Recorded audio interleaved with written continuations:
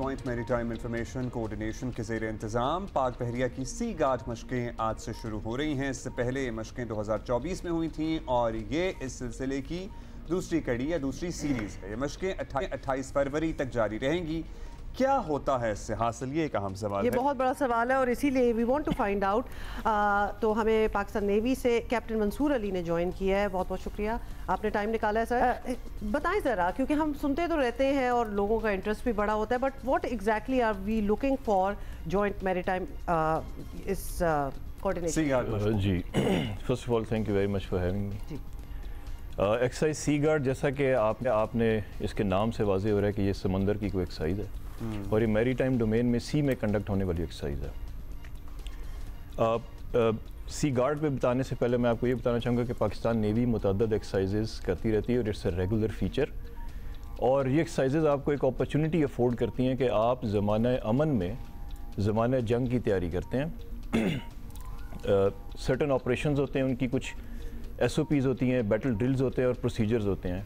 उसको आप इन एक्सरसाइजेज में रियल टाइम सिनेरियोज़ में मुख्तलिफ यूनिट्स अपने बैटल ड्रिल्स और प्रोसीजर्स को रिहर्स करते हैं और रियल टाइम के अंदर आप एक सिनर्जी ऑफ ऑपरेशंस डेवलप करते हैं।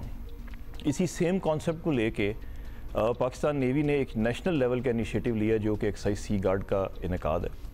अब ये सी गार्ड पाकिस्तान नेवी की दीगर एक्सरसाइजेज से किस तरह मुख्तलिफ है, अब मैं आपको इसके बारे में थोड़ा सा बताता हूँ। ये पाकिस्तान नेवी का एक नेशनल लेवल का इनिशिएटिव है जिसमें पहली दफ़ा फ़ौजी यूनिट्स जो नेवी की रेगुलर यूनिट्स हैं उनके साथ साथ 50 के करीब नेशनल स्टेक होल्डर्स हैं जो कि बिलवास्ता या बिला वास्ता पाकिस्तान की मैरीटाइम डोमेन के साथ वाबस्ता हैं उसकी सिक्योरिटी और सेफ्टी के लिए। जैसे कि अगर हम नाम लें तो इसमें आपकी जितनी तीनों पोर्ट्स हैं वो पोर्ट्स अथॉरिटीज़ हैं, लॉ इन्फोर्समेंट एजेंसीज़ हैं, पुलिस है, FIA है, इमिग्रेशन है, उसके बाद Pakistan navy the biggest stake holder MSA है, इंटेलिजेंस एजेंसीज़ हैं। तो ये सब आज तक किसी भी एक्सरसाइज में इस तरीके से इन्होंने अपने सारे एसेट्स और पर्सनल के साथ हिस्सा नहीं लिया। तो ये पाकिस्तान नेवी का एक नेशनल लेवल का इनिशिएटिव है कि इनको दावत दी गई कि आप आएँ और नेवी की यूनिट्स के साथ पहली दफ़ा समंदर के अंदर अपने रिसोर्सेज और मैन पावर और एसेट्स को लेके आएँ और अपनी बैटल ड्रिल्स और प्रोसीजर्स को हमारे साथ टेस्ट तो रिहर्स करें and to contribute towards the safe and secure maritime domain.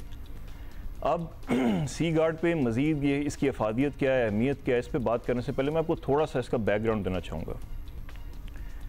वो बैकग्राउंड ये है कि हम उन खुशकिस्मत ममालिक में से है जिसके पास एक वसी साहिली पट्टी है।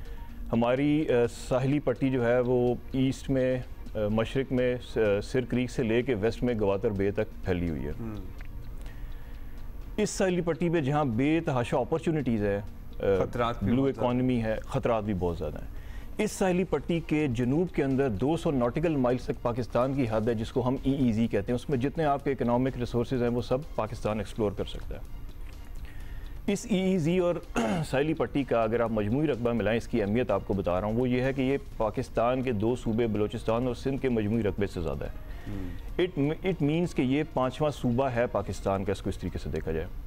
अब इसमें होने वाली कोई भी एक्टिविटी आपकी ट्रेड को मुतासर करती है, आपकी सी लाइन ऑफ कम्युनिकेशन जिसको navy as regular role guard कर रही है उसको मुतासर करती हैं। इस सब के अंदर सेफ्टी और सिक्योरिटी में जहां पाकिस्तान नेवी सबसे बड़ा स्टेक होल्डर है, उसके साथ साथ 50 के करीब वो नेशनल स्टेक होल्डर जो मैंने आपको गिनवाए हैं वो किसी ना किसी जगह पे अपने फ़राइज़ मनसब भी अंजाम दे रहे हैं और इस सेफ्टी और सिक्योरिटी को इंश्योर करें, बट वो पॉकेट्स में ऑपरेट करते हैं। यहाँ पे ज़रूरत ये महसूस की गई कि इन सब को एक पेज पे लाया जाए और इनके अंदर एक सिनर्जी डेवलप की जाए, कोऑर्डिनेशन, ताकि कोऑर्डिनेटेड रिस्पांस आ सके मोस्ट इफेक्टिव वे में। बिकॉज इससे पहले भी रिस्पांस तो ये कर रहे थे लेकिन उस तरीके से वो इफेक्टिव नहीं हो पा रहा था बिकॉज सिनर्जी नहीं थी। उस पे 2012 में पाकिस्तान नेवी ने एक और इनिशिएटिव इससे पहले इस एक्सरसाइज के इनेकाद से पहले किया, वो ये था कि वो JMICC का क़याम, जॉइंट इंफॉर्मेशन कोऑर्डिनेशन सेंटर, और उसके तहत अब ये दूसरी दफ़ा ये बेसिकली स्पीयर हेड करता है क्योंकि इसमें 50 नेशनल स्टेक होल्डर शामिल हैं। तो JMICC के नीचे रह के ये कोऑर्डिनेशन की जाती है बिकॉज JMICC का इदारा इसीलिए बनाया गया था, पाकिस्तान नेवी की सिफारिश पे गवर्नमेंट पाकिस्तान ने बनाया जिसको पाकिस्तान नेवी ऑपरेट कर रही है। ये कैप्टन साहब, ये कितने अरसे की ये मशक होगी? ये तकरीबन 6 से 7 दिन की एक्सरसाइज होती है। ओके जी। अच्छा सर, गुड लक और आपने बड़े अच्छे से इसकी मुख्तसरन लेकिन जामे इसकी अफादियत Thank you very बताई, much. समझाई।